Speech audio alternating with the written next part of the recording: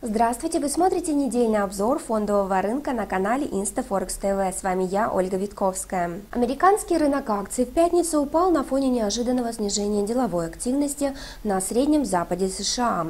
Индекс Dow Jones потерял 48,84 пункта, или 0,4%. Его финальное значение составило 13 437,13 пункта. За третий квартал индекс потяжелел на 4,3%. S&P 500 просел на 0,5% в пятницу и закрылся на уровне 1440,67 пункта. Телекоммуникационные и технологические секторы снижались самыми быстрыми темпами, а сектор коммунальных услуг был единственным завершившим торги в плюсе. По итогам квартала индекс повысился на 5,8%. Высокотехнологичный NASDAQ упал на 0,7% до уровня 3116,23 пункта, за июль-сентябрь прибавив 6,2%.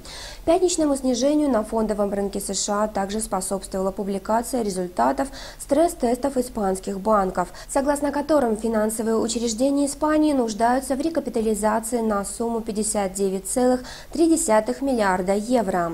Кроме того, в пятницу стало известно, что индекс деловой активности, рассчитываемый Ассоциацией менеджеров Чикаго, в сентябре упал до 49,7 пункта с отметки 53 пункта в августе и против прогнозов 52,9 пункта. Помимо этого, доверие потребителей США в сентябре выросло до 4-месячного максимума. Вместе с тем их расходы увеличились на 0,5%, а доходы на 0,1% в августе. Акции Research in Motion подорожали на 5% в пятницу. После тяжелого спада, продолжавшегося несколько месяцев, бумаги компании получили серьезную поддержку в ходе утренних торгов благодаря сообщению об объеме продаж смартфона BlackBerry выше ожиданий.